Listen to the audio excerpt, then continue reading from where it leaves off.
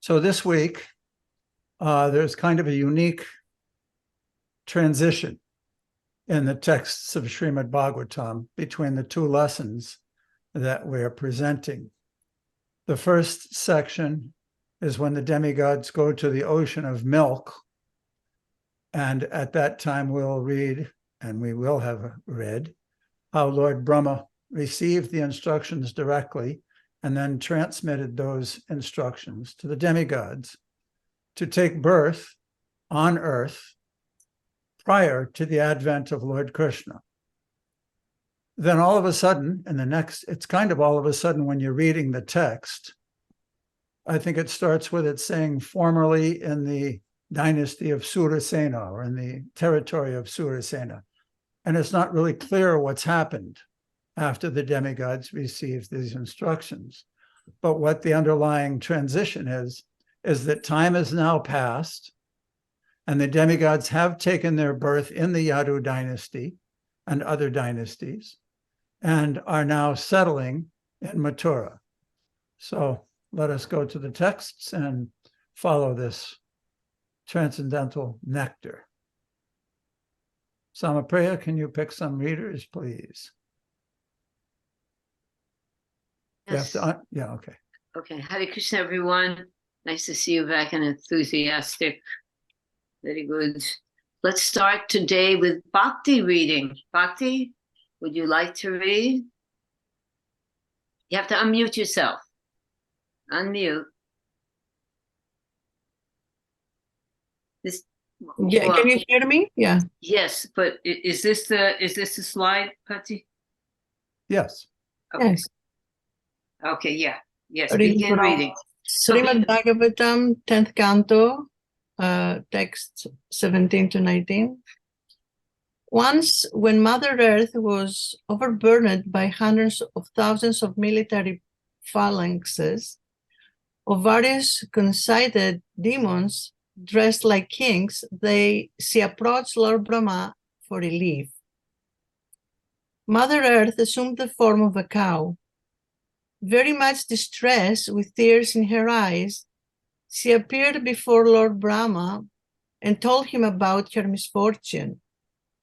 Thereafter, having heard of the distress of Mother Earth, Lord Brahma, with Mother Earth, Lord Shiva, and all the other demigods approached the shore of the ocean of milk.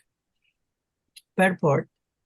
Long, long ago, Asuras, persons devoid of Krishna consciousness, became the heads of state, and now this is happening again. The various states of the world are preoccupied with arranging for military strength. Sometimes they spend 65% of the government's revenue for this purpose. But why should people's hard-earned money be spent in this way? Because of the present world situation, Krishna has descended in the form of the Krishna conscious movement. This is quite natural, for without the Krishna conscious movement, the world cannot be peaceful and happy. Very good. Can anyone say what is unique about this cow? It has the world map on it. Hare Krishna. Yes. Mother Earth. Hare Krishna. Very good. Okay, so we see Prabhupada is showing us how when this was spoken and there was such concern about the condition of the earth, the Lord was asked to descend. And Nanda had mentioned this to me a few weeks ago, that the same thing is happening today.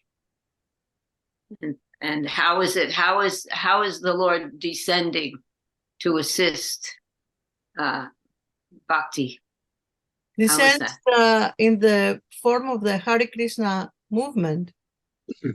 Lord Chaitanya Mahaprabhu came in this world, and of course, Srila Prabhupada taught us how to spread the Krishna conscious movement to alleviate the burden of the earth.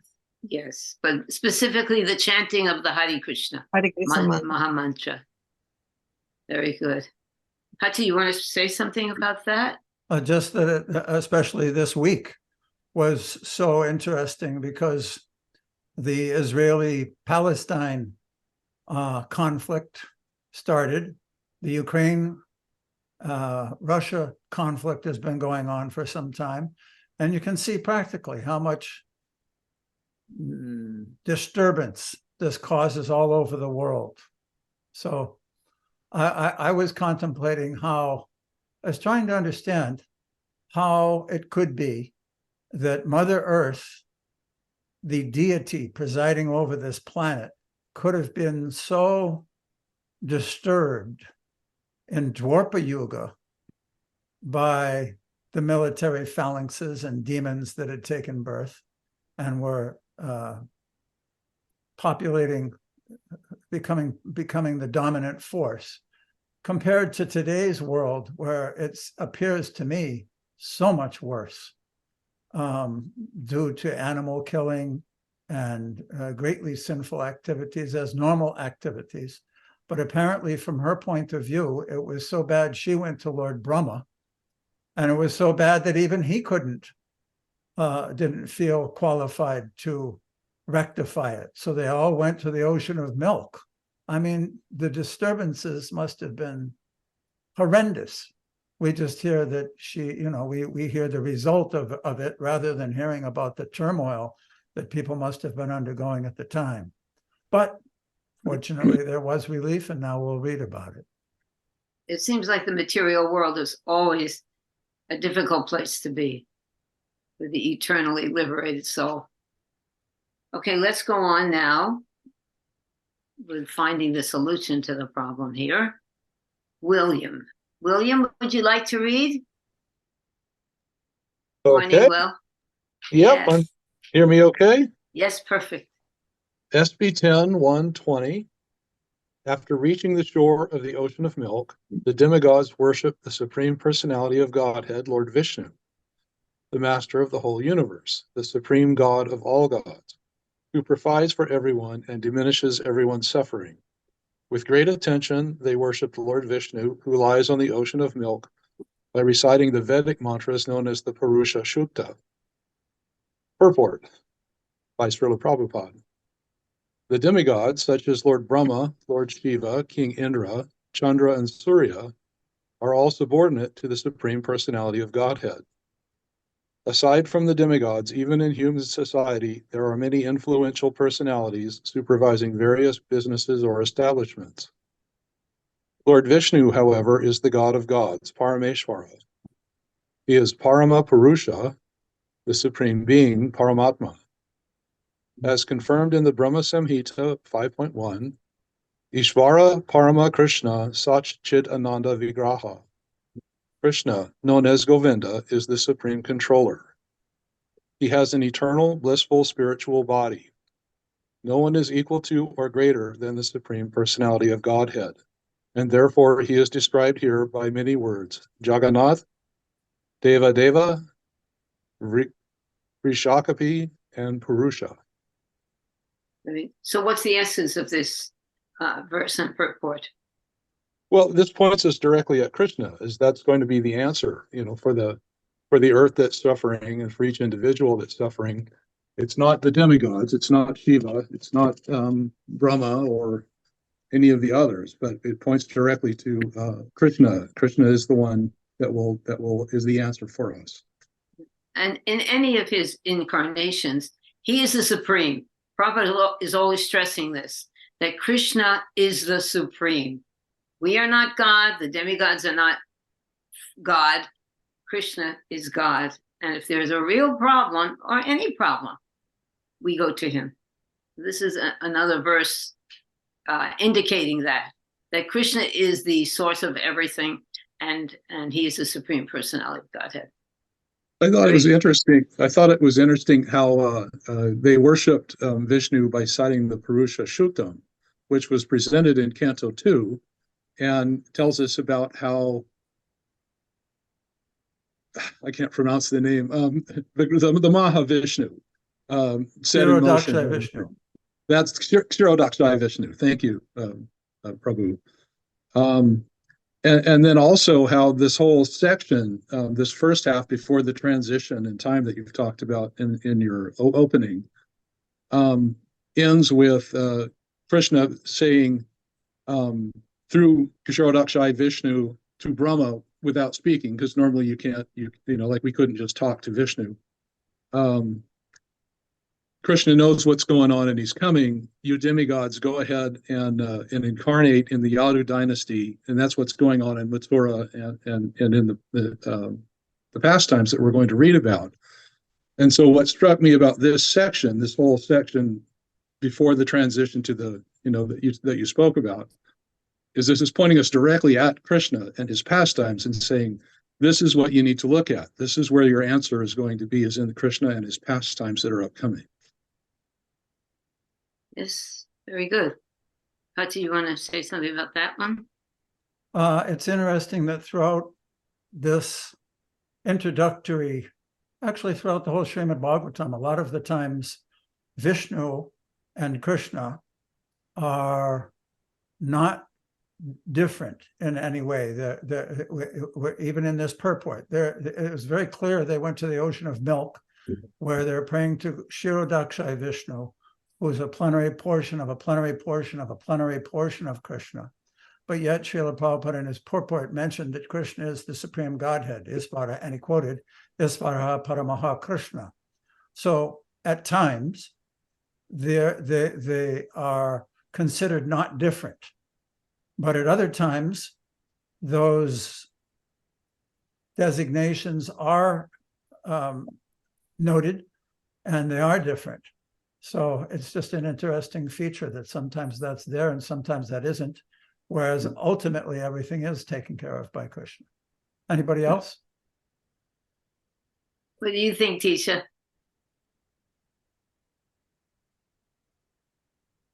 No, was just trying to absorb the difference, you know, how you're supposed to know the difference when you're talking about Krishna. Yeah, he is different. He's not the demigods. Yeah. He's the supreme. Prabhupada, we see throughout his books, always is stressing that Krishna is the supreme personality of Godhead. Everybody should go to Krishna. No, don't be deviated. But that doesn't mean you don't go to Varaha, you don't go to Chaitanya Mahaprabhu, you don't go to Ram. This is Krishna, the Supreme Lord, in all of his features. So, very good. Let's go on. My question will be, sorry, I have just like a little clarification here.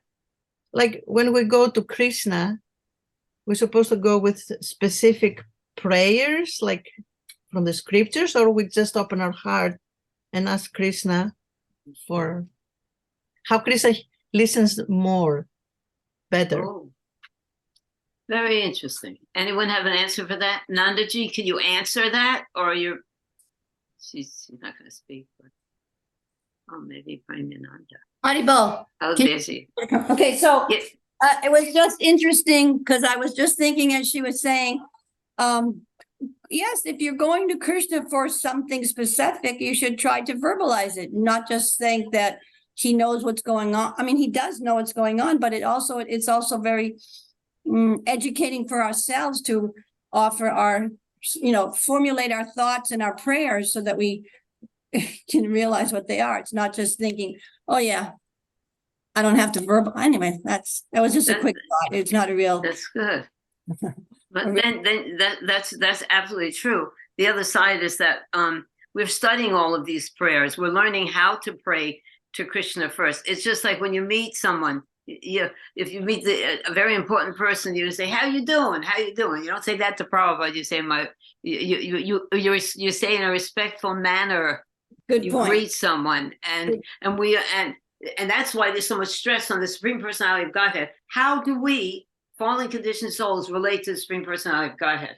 Yeah. You know? So- And just another thing to say, which is included in what we're saying, but there's the verse Akama Sarva Kama Vow. We think, oh, we shouldn't approach Krishna with our material desires. Yes, we shouldn't approach him. That's true. But if we should approach him for everything. So Haribol. Anyway. that's true. Why not? Who else are you going to approach? And your prayers will change as the years go by, right? as we're supposed to, as we study this. That's why it's so important to read these books and understand who we're dealing with, you know?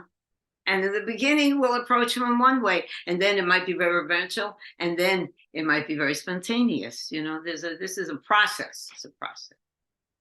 Okay. Premananda Thank had you. his hand raised. Oh, I'm Yes, sorry, and Premananda. then Chattamai has it. Premananda, and then Chaita. We didn't even read yet. Everyone's okay. Premananda, then Chaita. I have a question. I think I forgot. I may have read it somewhere, but I can't recall. So all the incarnations of Lord Krishna who appear on this earth, they emanate from Shirodaksha Vishnu. So do Krishna also come from Shirodaksha Vishnu when he appears on this earth, or he is fully independent and doesn't need any via medium to appear? I kind of forgot that. I think I may have read it somewhere. I can't recall what exactly is that Good philosophy question. behind it. Hati. I think it's described that he is completely independent, but following the system, he comes through Shirodaksha Vishnu. And who created the system? He did. He did. So he's not gonna break his own system. Okay, thank you. Chaita. I really appreciate the beautiful question that Mataji gave. How do we pray? Yes, we want to approach Krishna with our personal needs if we have those, but also it's important to consult with the previous acharyas in our line. I mean, there are whole chapters, even within Bhagavatam, like the residents of Jambudweep offer prayers. Good. These are fabulous, how do you say, templates. These are templates for us to be using. Bhaktivinoda Thakur, all these amazing bhajans that he's written. These speak through him for everybody. They're prayers of the collective consciousness. So absolutely, we should tap into those as well. Yeah, Wonderful. Thank you. that's beautiful. And then eventually we can understand our own prayers, certainly. But then all these writings are here for a reason. That's why we're reading them. Very good observation. Thank you. Okay, let's go on with Sham Govinda. Would you like to read, Sham? Yes, thank you. Hare Krishna, dear devotees. Please. 10.1.21. While in trance, Lord Brahma heard the words of Lord Vishnu vibrating in the sky. Thus he told the demigods, O demigods, hear from me the order of Shirodaksha Vishnu, the Supreme Person, and execute it attentively without delay. Purport. It appears that the words of the Supreme Personality of Godhead can be heard in trance by competent persons. Modern science gives us telephones by which one can hear sound vibrations from a distant place. Similarly, although other persons cannot hear the words of Lord Vishnu, Lord Brahma is able to hear the Lord's words within himself. This is confirmed in the beginning of Srimad Bhagavatam 1.1.1. Tene Brahma Hridaya Adi Kaviye. Adi Kavi is Lord Brahma. In the beginning of the creation, Lord Brahma received the instructions of Vedic knowledge from Lord Vishnu through the medium of the heart, Hridaya. The same principle is confirmed herewith. While Brahma was in trance, he was able to hear the words of Shirodaksha Vishnu, and he carried the Lord's message to the demigods. Okay, so my question to you, Sham, is how can we hear the Lord's words? How can we're conditioned souls. We're not pure. How do we get that opportunity to hear the words of the Lord? Well, we're hearing the words of the Lord through the Bhagavatam, through what we're studying. We also get purports clarified by his pure devotee and former Srila Prabhupada. And then practically we can apply what we hear through association with more advanced devotees so that we perceive it in a balanced way and not blocked by our conditioning. That might be my answer. Very good. What's the two ways that Krishna is speaking to us? What's the two kinds of Krishna Katha? Krishna Katha. The two kinds of Krishna, I guess we hear about his pastimes. That would be one. And two, it seems that Brahma is given the example that he can, knowledge can be transmitted through the avenue of the heart. So we can also. Okay, I was looking for this. I'll give you a hint. One is the Bhagavad Gita and one is the Bhagavatam. What are they? Oh, okay. Bhagavad Gita is strictly spoken by Krishna, Good. and Srimad Bhagavatam is matters concerning Spoken by the devotees and spoke about Krishna. about By the Krishna. devotees. Good. Yeah. Okay. Yeah. That's Apologies. perfect. Thank you. Very good. Anyone else have some question or? Another point, right along what Bhakti Devi was asking. Obviously, there are templates, like Chaitanya said, and examples of wonderful prayers, and we can certainly meditate them. Even Lord Chaitanya's Shikshastika prayers of the Lord himself, and learn those and kind of segue his or their moods to our own individual moods. In the same way, in this circumstance, no one else could hear Lord Kshirodakshayi Vishnu's instructions. So when you can't hear, when there is no clue what's to be done, then the Parampara system is there. But Krishna also says in Bhagavad Gita 10:10, Tesham satata yuktanam, bhajatam pratipurvakam, dadadi bhuni yogam tam, yena mamapayanti te, that to those who worship me with devotion and offer devotion to me with love, I give them the understanding by which they can come to me. So this understanding is described as being received in two ways. One is through the Parampara, and the other is through the Lord directly speaking to us in our hearts. And you can confirm what the Lord is saying to you by referring back to the Parampara. In other words, if he tells you something off the wall, then you better be careful. Yeah. Sometimes it's not so intelligent to say, well, Krishna, my heart told me to do this, if we aren't like a little bit more purified, let's say, you know, that can get us in some trouble. Okay. Looks like Sri Vrindavan has some question, comment. Steven. Oh, there you are, sweetie. I'm sorry, I didn't notice. Hare Krishna. Hare Krishna. Krishna. Obeisances all goes to Prabhupada. I was actually kind of struck by Prabhu's answer about Kshirodakshayi Vishnu. I always understood that Krishna is Swayam Bhagavan, and Krishna, and what I understand what you're saying is that he comes as an expansion of Kshirodakshayi Vishnu. No. Is that what I'm understanding? No. He doesn't come as an all the expansions are in him.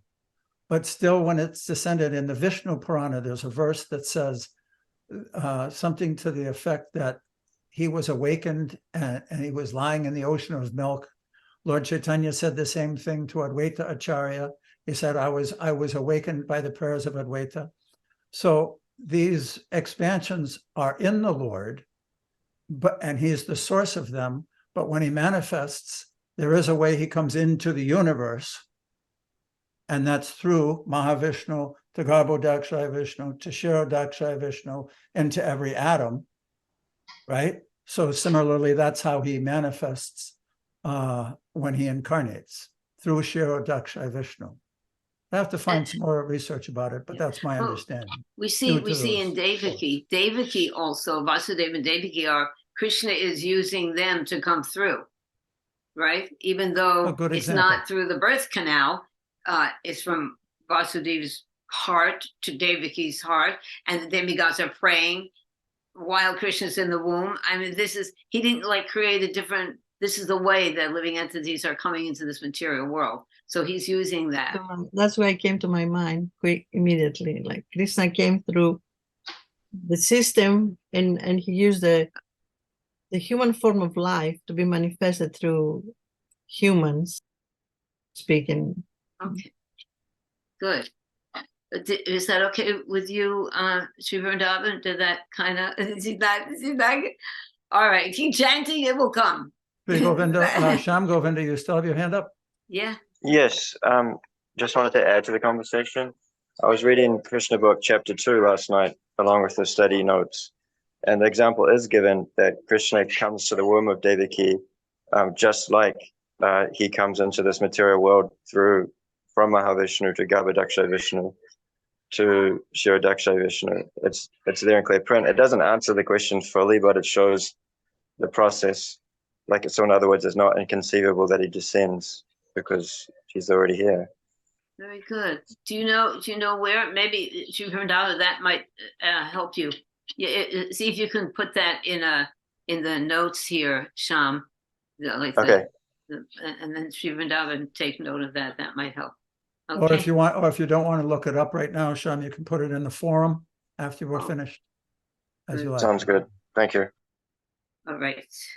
So we go on to the next. Tisha. Tisha, would you like to read? Yes, thank you. Hare Krishna, Okay, everyone.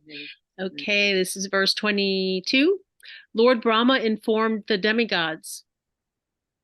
Before we submitted our petition to the Lord, he was already aware of the distress on earth. Consequently, for as long as the Lord moves on earth to diminish its burden by his own potency in the form of time, all of you demigods should appear through plenary portions as sons and grandsons in the family of the Yadus. Purport by Srila Prabhupada. The word Pumsa in this verse refers to Krishna, who is already aware of how the whole world was suffering because of the increase of demons. Without reference to the supreme power of the personality of Godhead, demons assert themselves to be independent kings and presidents, and thus they create a disturbance by increasing their military power. When such disturbances are very prominent, Krishna appears. At present, also, various demonic states all over the world are increasing their military power in many ways. Excuse me. And the whole situation has become distressful. Therefore, Krishna has appeared by his name in the Hare Krishna movement, which will certainly diminish the burden of the world. Philosophers, religionists, and people in general must take to this movement very seriously, for man-made plans and devices will not help bring peace on earth. Oh, wow. What do you think about that, Tisha?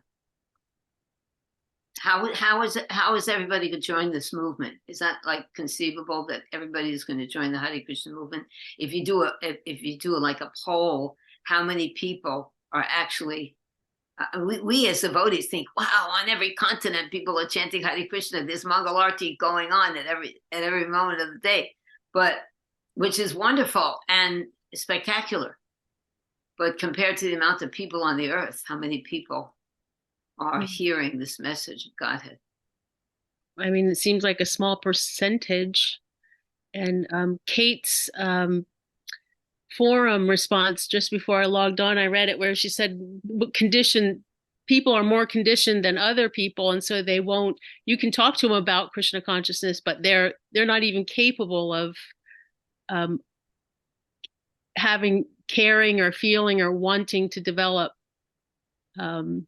a relationship with Krishna or bhakti yoga or anything. That's why there's many different kinds of religions, Prabhupada was just saying in a lecture today I was listening to, he said, okay, you don't want to chant Hare Krishna, you think it's a Hindu name for a Hindu god? Any name of God, chant.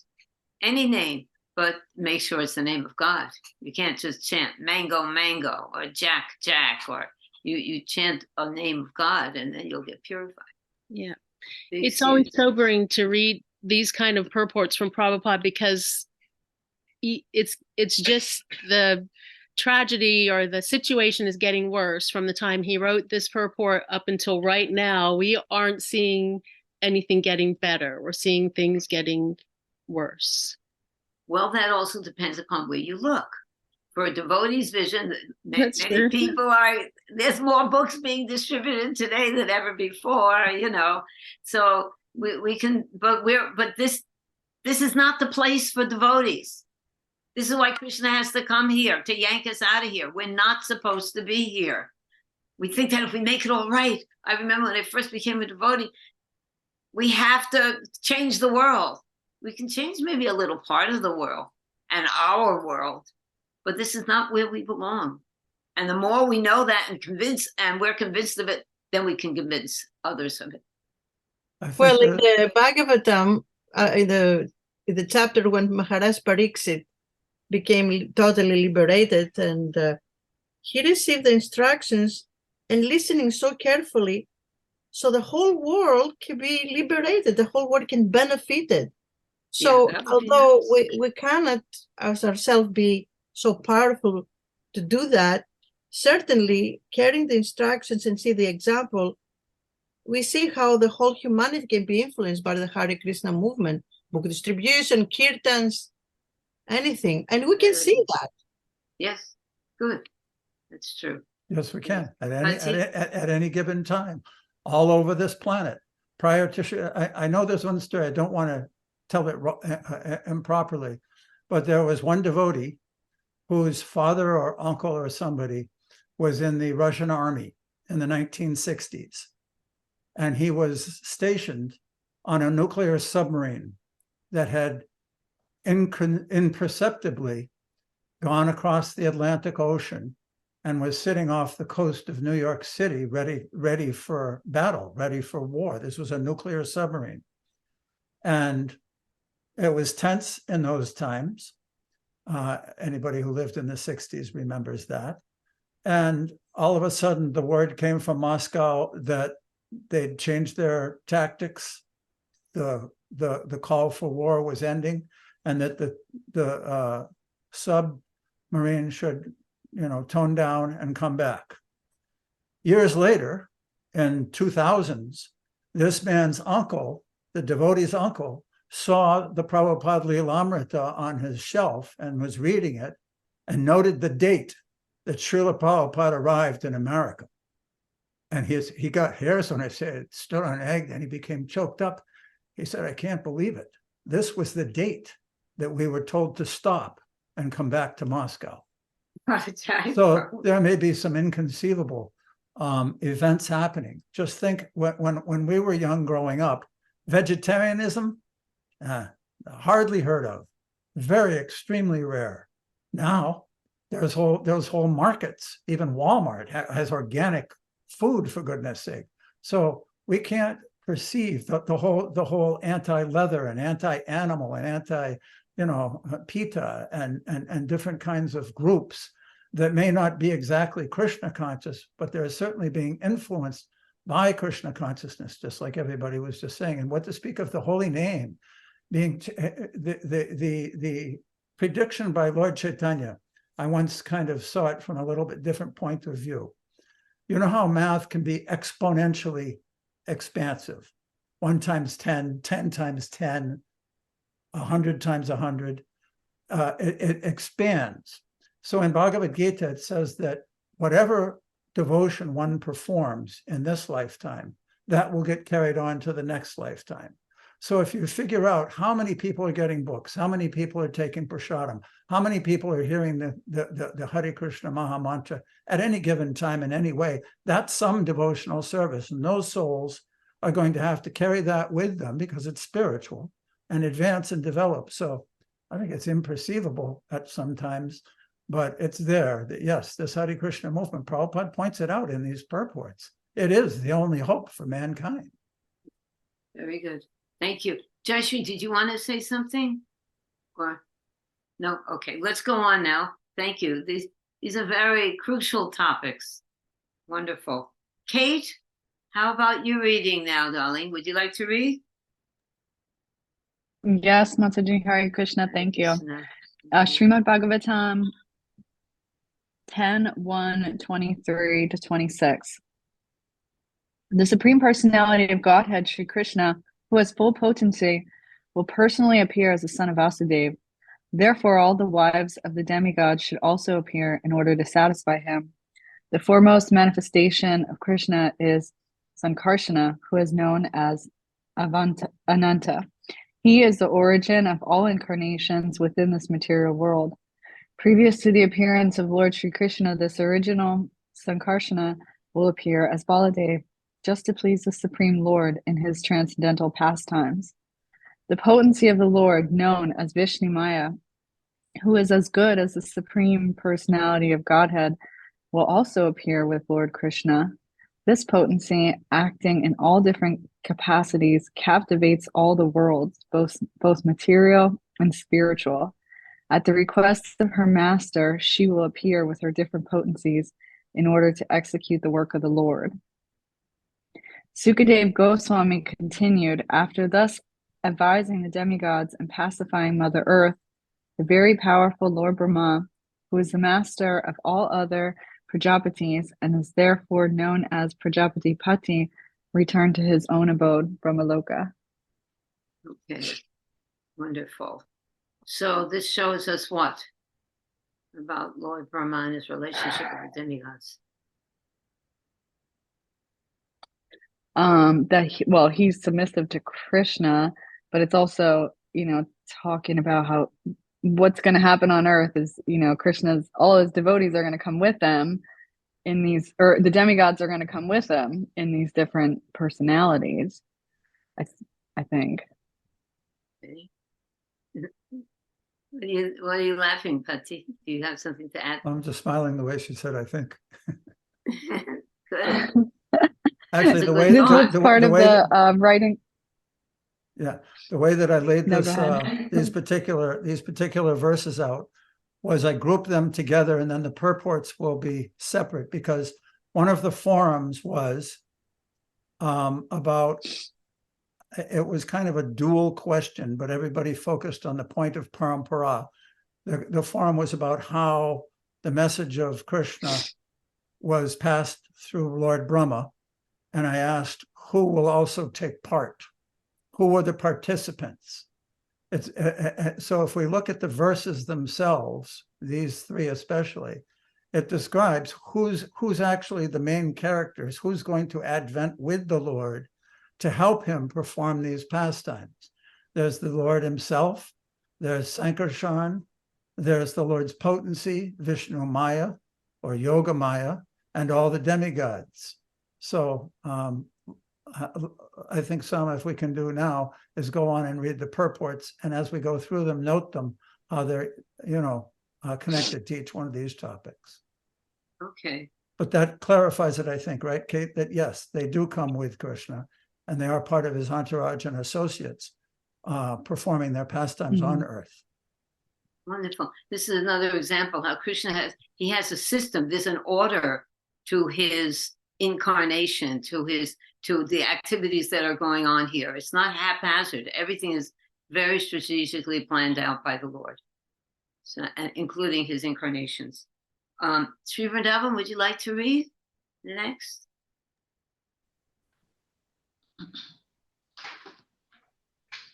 Purport by His Divine Grace A.C. Bhaktivedanta Swami Prabhupada. In Bhagavad Gita 4:9, the Lord says, Tyakta deham punarjanma naiti mameti. After giving up the material body, the devotee of the Lord returns home, back to Godhead.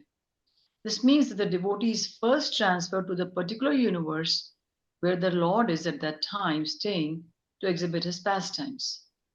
There are innumerable universes, and the Lord is appearing in one of these universes at every moment.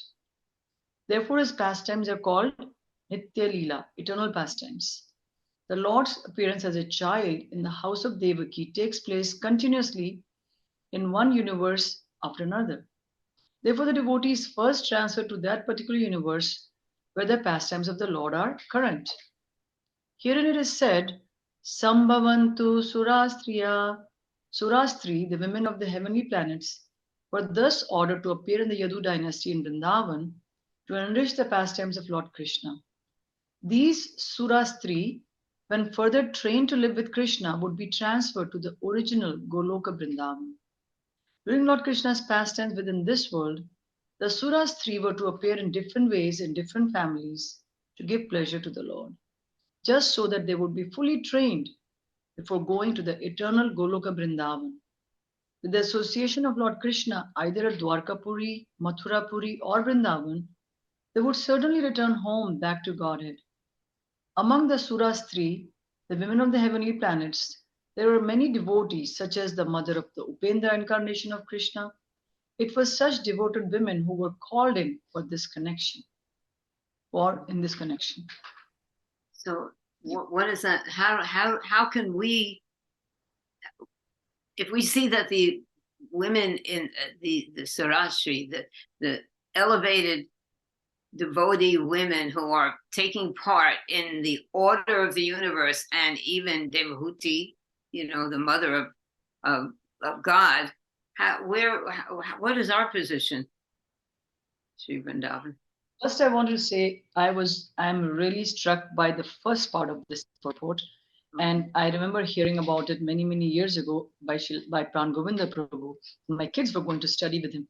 That he was saying, it was in the Krishna book, that we actually first go to a planet where the Lord is having his pastimes, to a planet in the material world somewhere where the Lord is having his pastimes. When I heard that, I was like, yay, okay, I'm ready for that. Okay, I would be, if I go there, that would be amazing. And the way that Prabhupada is explaining that even the Surastris are being trained. So we go to one of the planets, then we get trained up. And then the purification happens, and then more and more. Who knows how many different planets I would have to go to if I even can go on a planet where the Lord is there.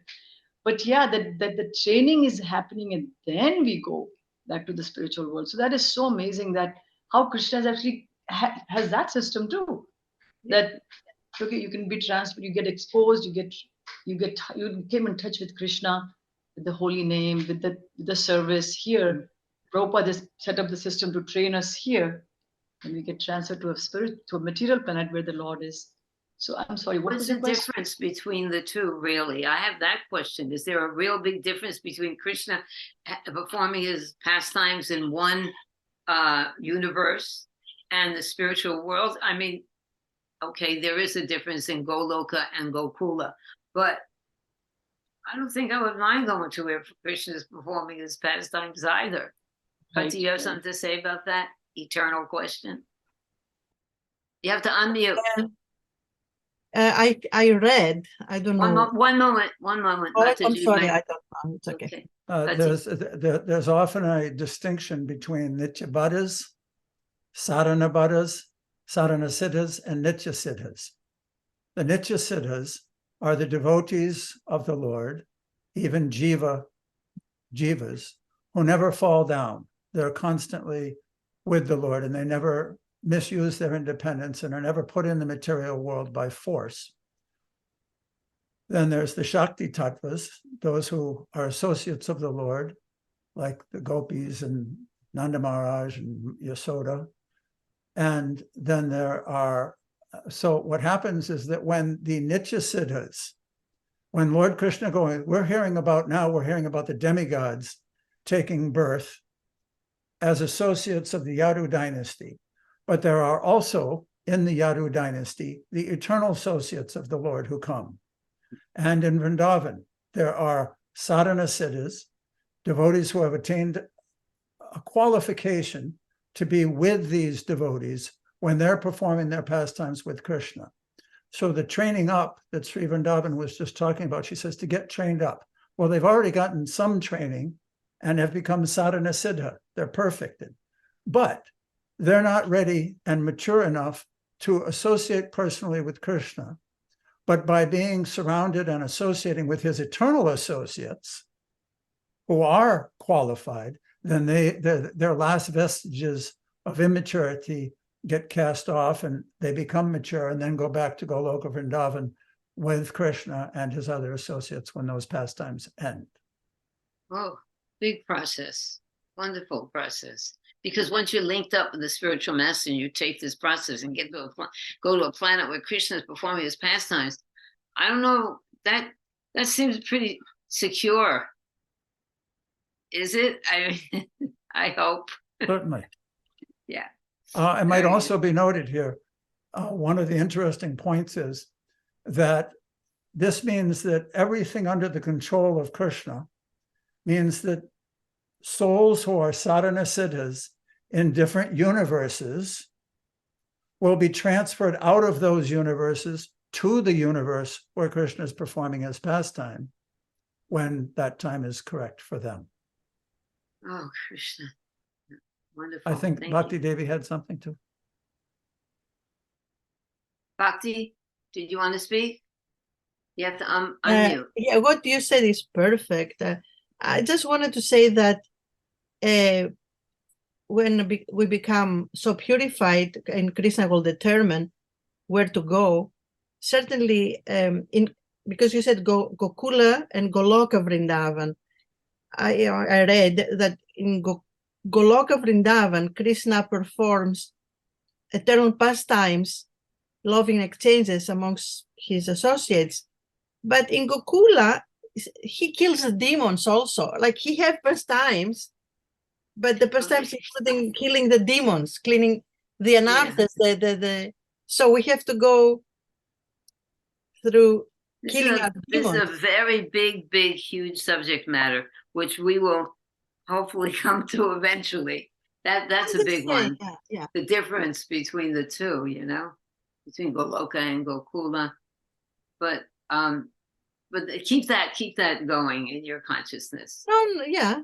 It's just I read a lot about that and said the difference is Gokula is the same as Goloka. It's just the difference is just because he performs activities to purify the demons, killing the demons as well. But in Goloka, it doesn't work this way. There are no demons there. They're all devotees. We're jumping ahead a little there. Anyway, it's just like a comment. No, it's beautiful, but let's continue on with the text here. And no, thank you, and continue doing that research. It's eternal. Okay. This next purport, just to note, is about remember it said that Vishnu Maya, the Shakti of the Lord, would appear? Yes. In the previous verses. Gopa, you want to read? Gopa Patni? Let's give her a second. Gopa? She might. Gopa Someone else Patni. for now. Okay. Manvantaraji, would you like to read?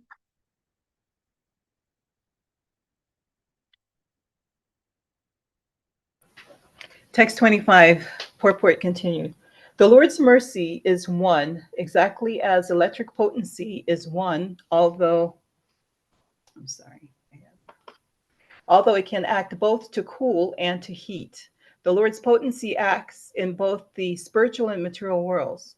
In the spiritual world, the Lord's potency works as Yogamaya, and in the material world, the same potency works as Mahamaya, exactly as electricity works in both a heater and a cooler. In the material world, this potency, working as Mahamaya, acts upon the conditioned souls to deprive them more and more of devotional service. The Lord's potency, Vishnu Maya, has two features, Avaranika and Ummukha. When the Lord appeared, his potency came with him and acted in different ways. She acted as Yogamaya with Yashoda, Devaki, and other intimate relations of the Lord. And she acted in a different way with Kamsa, Salva, and other asuras. By the order of Lord Krishna, his potency, Yogamaya, came with him and exhibited different activities according to the time and circumstances.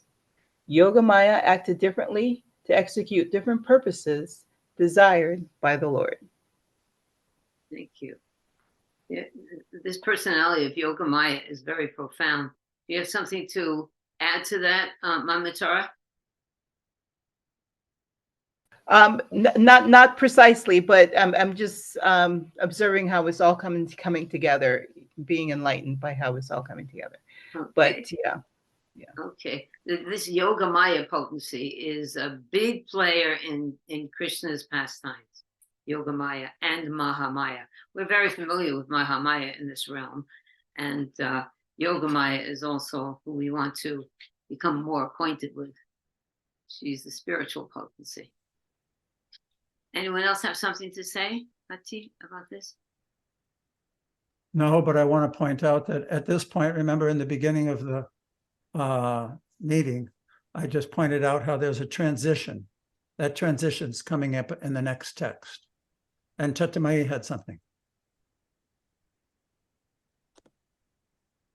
Hare Krishna, I just wanted to explain that the potency of the Lord is actually Srimati Radharani.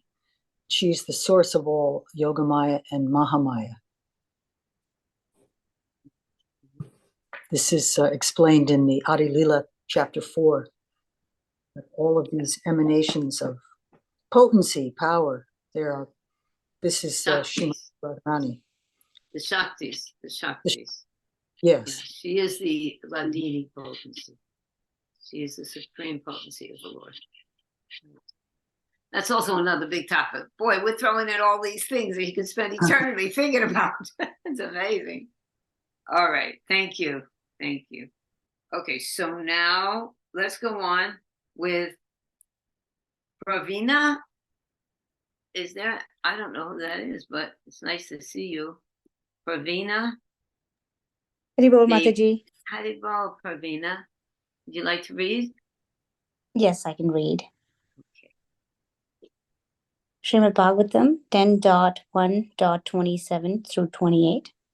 Sukadeva Goswami continued. Formerly, Surashena, the chief of the Yadu dynasty, had gone to live in the city of Mathura. There he enjoyed the places known as Mathura and Surashena. Since that time, the city of Mathura. What happened? Uh-oh. Since that time, the city of Mathura had been the capital of all kings of the Yadu dynasty.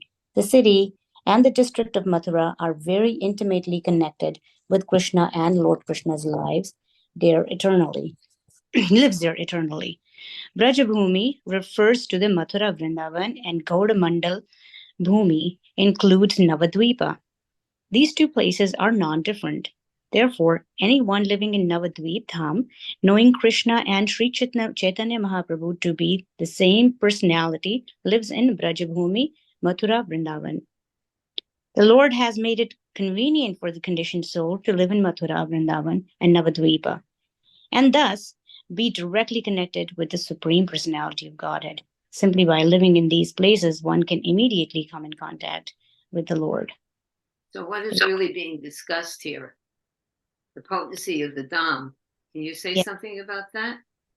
Yeah, the potency of the Dham. The Dham is non-different from Krishna. It is a manifestation of Krishna's, somebody actually was mentioning one thing very nicely to me, that it is so easy to do japa in the Dham.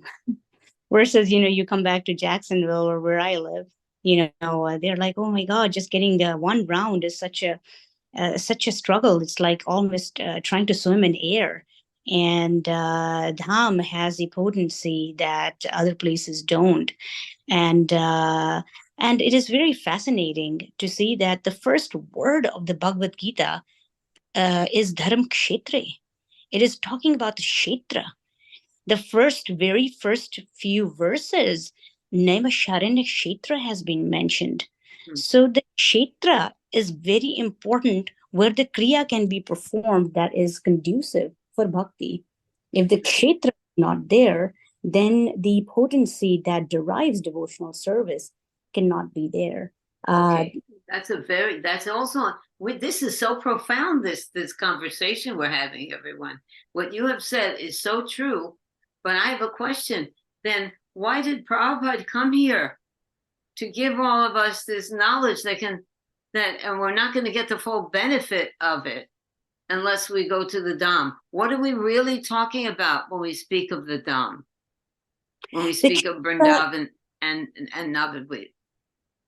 So the way I understand is Krishna's potency exists in his holy name. Wherever God's holy name is resounded, Dham is created there.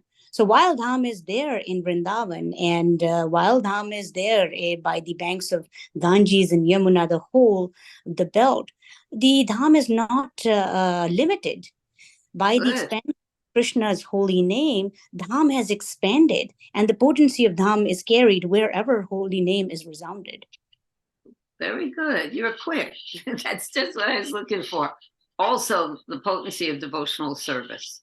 When someone is serving Krishna, when you enter, Prabhupada said about the temples, that they're Vaikuntha. And that means we can make our homes also Vaikuntha by by engaging in devotional service 24 hours a day. When Prabhupada came here, he didn't expect that the whole world would go to Vrindavan, but actually Vrindavan would go to the whole world. So that gives us hope if we're not in Vrindavan at the very moment. We can be in Vrindavan. We can be in Vrindavan right here, Absolutely. right now. And I know even on this forum, we've pretty much touched the spiritual world a lot of times through our various discussions of these transcendental topics. So, but that was wonderful. Thank you, Pravina. Okay, now let's go on. Gopal, are I you wanted there to say yet? something, but very briefly in regards to the previous verse, that however, Srila Prabhupada, after he wanted all his disciples to visit Vrindavan and Navadvip, because you can get the glance of the potency of the Lord and also the purification and the culture. Like, who can feel the difference? How strong is the energy of the Dham? I mean, not right now everybody can go there, but at least his disciples, he wanted, even Prabhupada, he wanted them to spend enough time to absorb the Dham. Yes, very good. Thank you. Very good. Okay. Let me see. Premananda ji, would you like to read? Yes, Mataji. Hare Krishna. Srimad Bhagavatam 10:129 through 32. Some time ago, Vasudeva, who belonged to the demigod family or to the Shura dynasty, married Devaki. After the marriage, he mounted his chariot to return home with his newly married wife. Kamsa, the son of King Ugrasena, in order to please his sister Devaki, on the occasion of her marriage, took charge of the reins of the horses and became the chariot driver. He was surrounded by hundreds of golden chariots. Devaki's father, King Devaka, was very much affectionate to his daughter. Therefore, while she and her husband were leaving home, he gave her a dowry of 400 elephants, nicely decorated with golden garlands. He also gave 10,000 horses, 1,800 chariots, and 200 very beautiful young maidservants, fully decorated with ornaments. O beloved son, Maharaj Parikshit, when the bride and bridegroom were ready to start, conch shells, bugles, drums, and kettle drums all vibrated in concert for their auspicious departure. While Kamsa, controlling the reins of the horses, was driving the chariot along the way, an unembodied voice addressed him. You foolish rascal, the 8th child of the woman you are carrying will kill you. Okay. You have something to add to that, Prabhu? Well, the suspense builds up for Krishna's appearance. That's true. Oh boy, heavy duty. We think we're going through heavy times. Holy cow, when Krishna comes, everyone around him is like on high alert. Amazing. Transcendentally, of course. Amazing. Okay. Let's go on with Jayashree reading. Jayashree? Haribol. Srimad Bhagavatam 10:135. Kamsa was condemned. Kamsa was a condemned personality in the Bhoja dynasty because he was envious and sinful. Therefore, upon hearing this omen from the sky, he caught hold of his sister's hair with his left hand and took up his sword with the right hand to sever her head from her body. Purport. Kamsa was driving the chariot and controlling the reins with his left hand, but as soon as he heard the omen that his sister's 8th child would kill him, he gave up the reins, caught hold of his sister's hair, and with his right hand took up a sword to kill her. Before, he had been so affectionate that he was acting as his sister's chariot driver, but as soon as he heard that his self-interest or his life was at risk, he forgot all affection for her and immediately became a great enemy. This is the nature of demons. No one should trust a demon despite any amount of affection. This is pretty terrifying. But what do you think about the of course, only agreed by demons, the concept of self-defense. He was acting in self-defense, was he? That the sister's son was going to kill me, so what? Or is Yeah. that like, I'm just trying to find any logical explanation for this horrendous behavior. He was a What do you- demon. He was a demon. Oh, And when I was reading this, I understood about the demigods are the ones that had the omen coming from the sky because they didn't want Kamsa being affectionate towards his sister. They wanted Krishna to appear. So I don't know where I read that. It was in the purport somewhere. Yeah. It's all Lori it's all a Johnson. setup. What do you Yeah. think, Narada? Narada has the thankless task of always. He said, "What do you Always. mean? Don't let him go. Kill all the kids." Oh my God! And Narada's a huge player in the pastimes of Krishna. Yeah. So anxious was everyone that the Lord would come. And by the way, they know they're not their bodies anyway. You know, they really do. And there's a reason, right? Why were all the children of Devaki killed? Who knows? Real quick. Because I know that's jumping ahead. But they were the sons of Marichi. Yeah, and they were cursed, Oh, right? they were cursed to take birth. So they were cursed. So there was logic even in that. Okay. Oh, there's Nandaji. Thank you, Nanda. All right, well, that's a really complicated story about being the sons of Marichi. Hold on, I'm going to put my video on. And I was actually waiting for this part of the story to ask this question because they were this. Okay, you know how it starts. It wasn't that they were just the sons of Marichi, but there's a backstory to that too. Because when Lord Brahma, in the beginning of creation, ran after his daughter, those demigods criticized, they saw this abominable act, it was abominable, and they laughed at him, sarcastically or whatever, derisively, however the word is, And because of that offense, they had to take birth as, can you help me, Premananda? Because it's really complicated. They took birth as what? The sons of Hiranyakashipu, right? Was that where they first took birth? You remember, Premananda? Do you know that story, Prabhu? I think that's right. Yeah. I Yeah. don't know the reference, yes. And then They took birth as the sons of Hiranyakashipu, and then they performed austerities to worship Brahma to become powerful. And he cursed them. He cursed them. But then there's another part of the story because Kalanemi is actually, Kamsa is actually Kalanemi. Yeah. So then they took birth as what? Did they take birth as the sons of Kalanemi? No, right? Yeah, sons of Kalanemi, I think I read that. Okay, and then, but Kalanemi didn't kill him, but they were cursed to be killed by their father. So Kalanemi, when he took his birth as Kamsa, Kamsa killed him. They were Kamsa's sons in his previous life. Sorry, but it's a very complicated. It is. And you know what? Everything that we do is being watched. We don't get away with anything. And if we do something wrong, we better say, I'm sorry. I'm sorry. I'm sorry. Better, like we are in big trouble because everything we think we're doing. No, it's all being watched. Oh boy. That's the negative side of it. On the positive side of it, it says in Jaiva Dharma that if one comes in contact with and is initiated by a bona fide spiritual master, then that Brahmanda Brahmate Kon Bhagavan Jeev, along with that, if one actually comes to that platform, then his sojourn in the material world is coming to an end. Haribo. That is glorious. That's perfect. Thank you. But if I just want to add one little thing really quick, but that also just gives another dimension. When we say really fast, the material world is very complicated. Karma is very complicated, but it just gives you a little inclination, doesn't it? How complicated karma is. And then the benefit that we get in Kali Yuga, that we don't get reactions for our sinful thoughts. That's a Kali Yuga benefit. But we get reactions for our good thoughts, our devotional thoughts.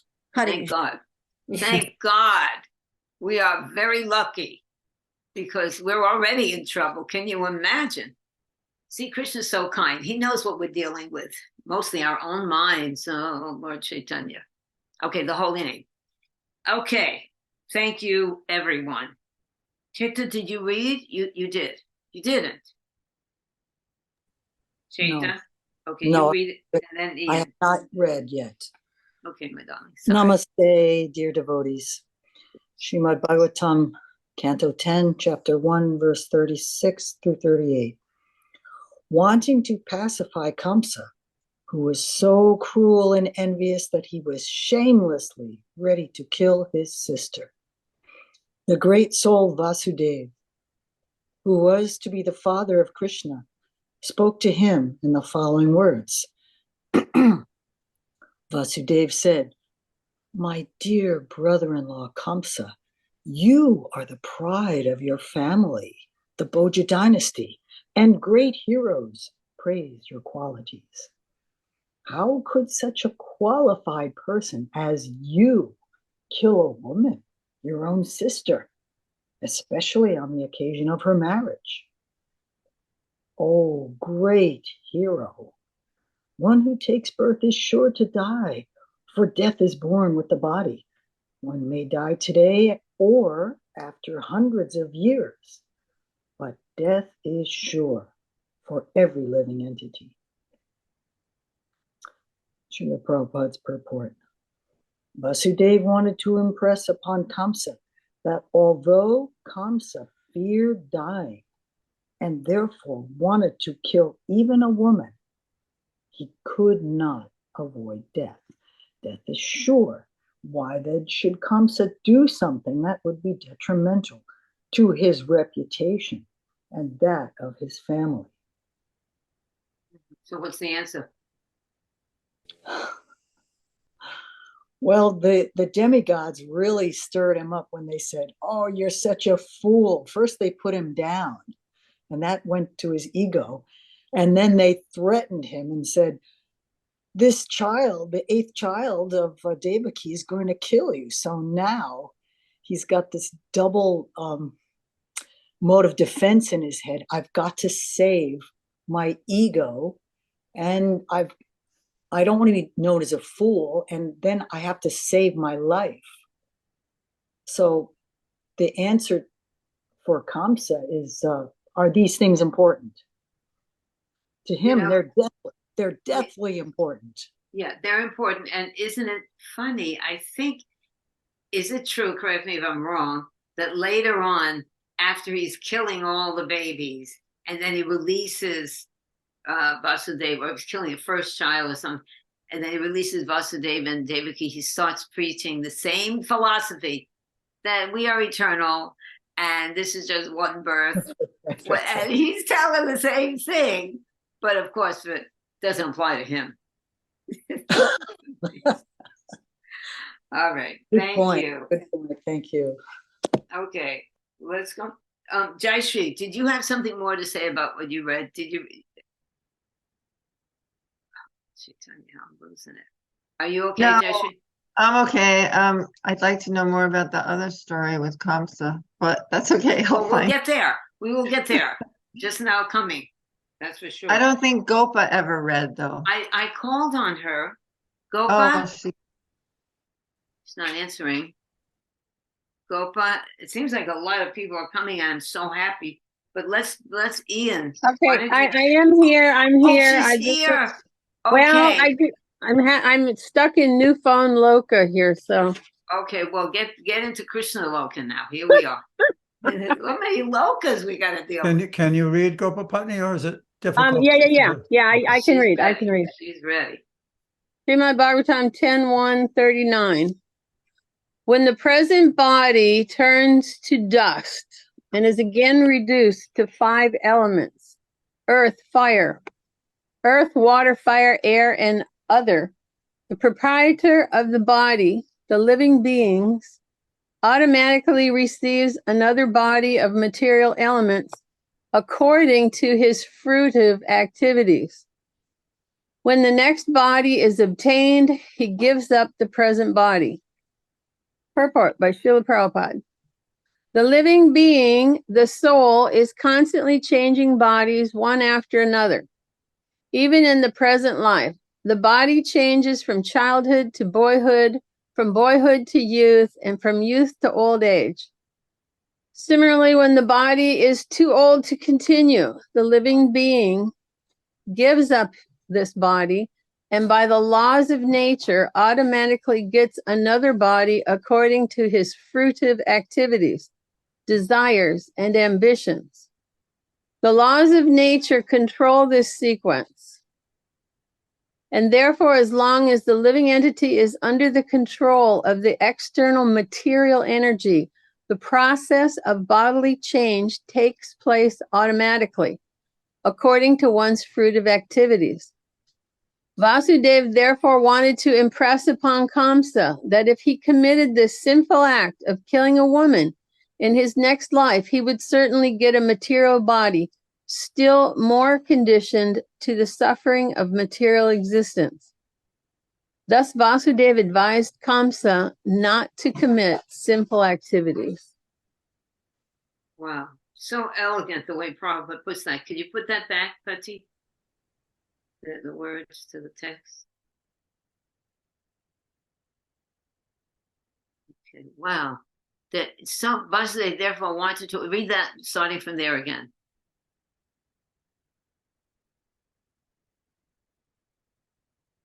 Gopa. Gopa, are you there? Sorry. Okay. Vasudeva therefore wanted to impress upon Kamsa that if he committed this sinful act of killing a woman in his next life, he would certainly get a material body still more conditioned to the sufferings of material existence. Thus, Vasudeva advised Kamsa not to commit sinful activities. My goodness, Prabhupada, it's so elegantly put. He would certainly get a material body. Uh-oh, what happened?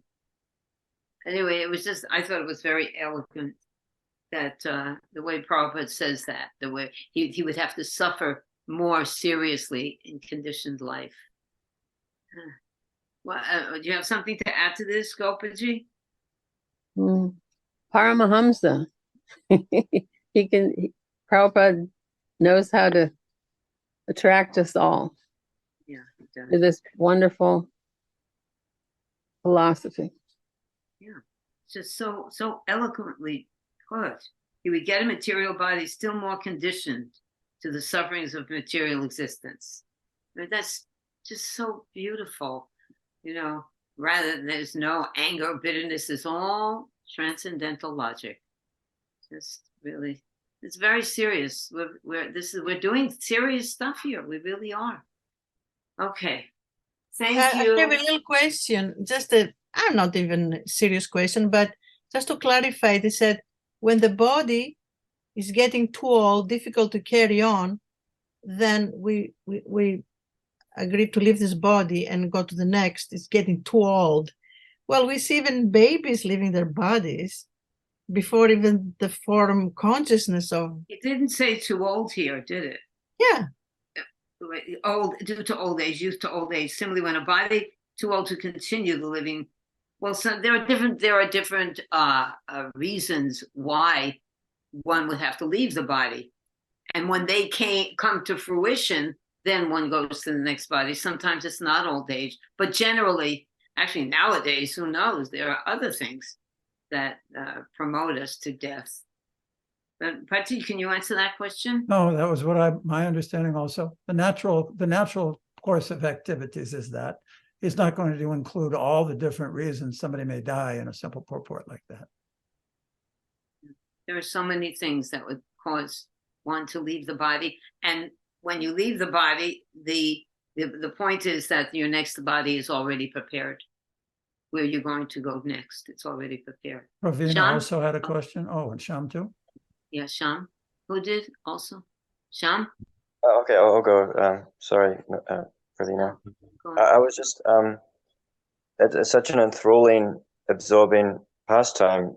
I was just thinking of my own, like, there's a kind of a devotee, Vasudeva, that devotional reasoning going on, really strong devotional intelligence. And then there's Kamsa's anger and conceitful feelings. And we might all have some idea what this feels like. And of course, we hear in Bhagavad Gita, when there's anger, bewilderment follows. It's not that Kamsa's uneducated. And he's actually been advised very strongly and devotionally. He's actually hearing Atma Tattva, how to look after the soul, but he can't hear because of his anger. So I just wanted to. Bewilderment. Good connection. Bewilderment. Loss of intelligence. Wow. Heavy. Anyone Pavina else? had a question or talk. Who? Pavina.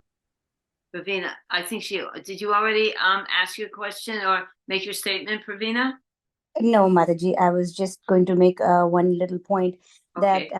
It's fascinating to see that how Guns gets deterred by the thought that if I kill a woman, I will get, he's convinced by Vasudev's logic and, whatnot. However, the same logic goes, flies to, wherever you want to call it, when he kills the children, the newborn children. And not only that, when the girl child is born, first of all, it's a girl child, and so the like you said, the word that you used, bewilderment, he's so bewildered by his death, and he is ready to, and I guess at the time when he's ready to kill his sister, that bewilderment does not kick in as much as his, it almost drives him insane, the fear of his death, because he's constantly thinking and meditating on it, that I'm going to die, and here the eighth child is born, and I will, so whatever that happens. But it is so fascinating that when we dwell on these things, and constantly meditate on it, that even the little bit of sanity that we have that deters us from committing sinful activity, even that intelligence goes haywired. So I was just making a little bit point. Amazing. Very good. Thank you. It is a fact. Thank you so much. Okay, let's have Ian, who's been standing by patiently. Ian, would you like to read? Hare Krishna, dear devotees, can you hear me? Yes. Thank you. Okay, so chapter 10, 1.40. Just as a person traveling on the road rests foot on the ground, one foot on the ground rather, and then lifts the other, or as a worm on a vegetable transfers itself to one leaf and then gives up the previous one, the conditioned soul takes shelter of another body and then gives up the one it had before, put by Srila Prabhupada. This is the process of the soul's transmigration from one body to another. At the time of death, according to his mental condition, the living being is carried by the subtle body, consisting of mind, intelligence, and ego, to another ghost body. When higher authorities have decided that what kind of ghost body the living entity will have, he is forced to enter such a body, and thus he automatically gives up his previous body. The dull-minded person who do not have the intelligence to understand this process of transmigration take for granted that when the ghost body is finished, one's life is finished forever. Wow. You have to unmute, Sama. This shows also this text answers Pravina's statement about the body, even a baby body sometimes is finished, but the time that is allotted to that body is finished. That's when we move to the next body. What do you have to say about this, Ian? This purport and text. Okay. It shows the process of there's everything in that process, and then the aspect of where do suicide comes in, or sometimes the aspect of untimely death comes in. What about a dull-minded person? Yeah. What's this? What does this mean? A dull-minded person who does not have the intelligence to understand this transmigration. That it seems like there's a lot of dull-minded people.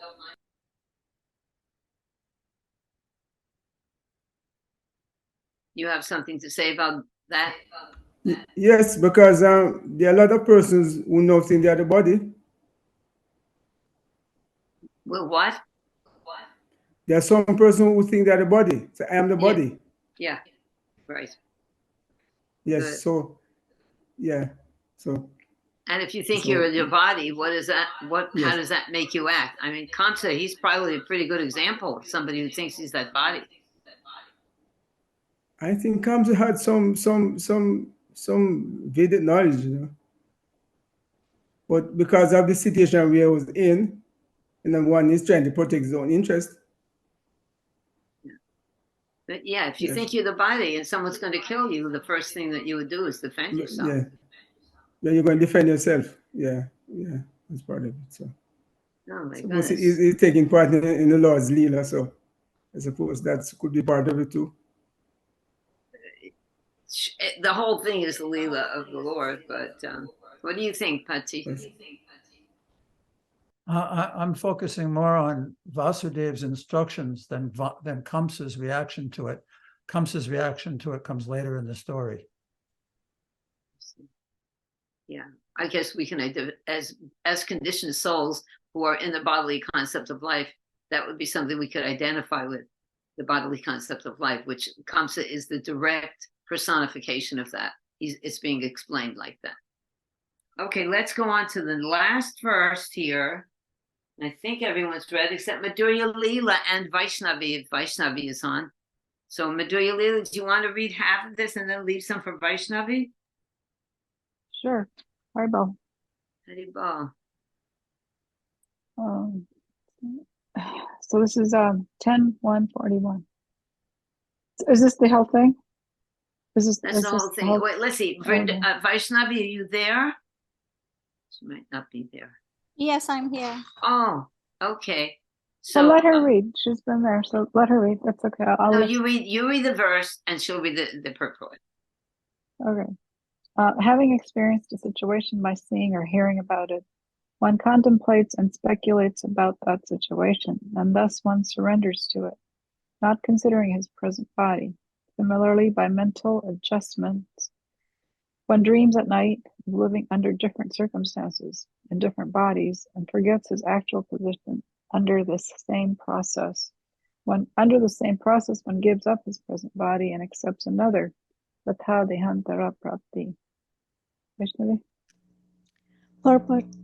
Instead of allowing one to forget one's real position, Krishna can revive one's original identity at the time of one's death, even though the mind may be flickering. Although the mind may work imperfectly at the time of death, Krishna gives a devotee shelter at his lotus feet. Therefore, when a devotee gives up his body, the mind does not take him to another material body. Tyaktva deham punarjanma naiti mameti. Rather, Krishna takes the devotee to that place where he is engaged in his pastimes, as we have already discussed in previous verses. One's consciousness, therefore, must always be absorbed in Krishna, and then one's life will be successful. Otherwise, the mind will carry the soul to another material body. The soul will be placed in the semen of a father and discharged into the womb of a mother. The semen and ovum create a particular type of body according to the form of the father and mother, and when the body is mature, the soul emerges in that body and begins a new life. This is the process of transmigration of the soul from one body to another. Tatha dehantara pratihi. Unfortunately, those who are less intelligent think that when the body disappears, everything is finished. The entire world is being misled by such fools and rascals. But as stated in Bhagavad Gita 2:20, na hanyate hanyamane sharire. The soul does not die when the body is destroyed. Rather, the soul takes on another body. Okay, good. So, do you want to comment a little bit on this? This is all Bhagavad Gita 101. It's really, really wonderful. Why don't you comment? And then, Madhurya, I want you to do a sum up of the of everything that we discussed here today, and what is the important points that you think of? Okay, so my the sentence which hit me the most is the very first sentence in the purport, where Krishna says he will actually help us. Krishna can revive one's original identity at the time of one's death, you know. So even though the mind is flickering, so I don't, you know, so that's a hope Krishna is giving us. And also I have heard that, you know, when at the time of death, even if we are unable to chant Krishna's names, Chaitanya Mahaprabhu will say Krishna's names in our ears so that we can remember.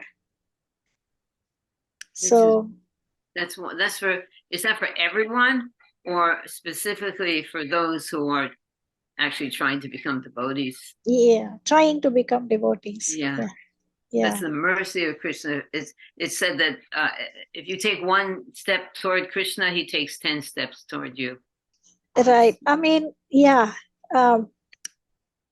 Yes. I can say one story, but not today. Maybe I'll see you in person and say a story Well, about then everyone's time going of to want death. to know the story. Tell the Okay. story. So it's one of my family members, you know, distant family member. When the husband was dying, the wife chanted Narayana, Narayana in his ears. So obviously they had known, you know, somehow people in India, they know the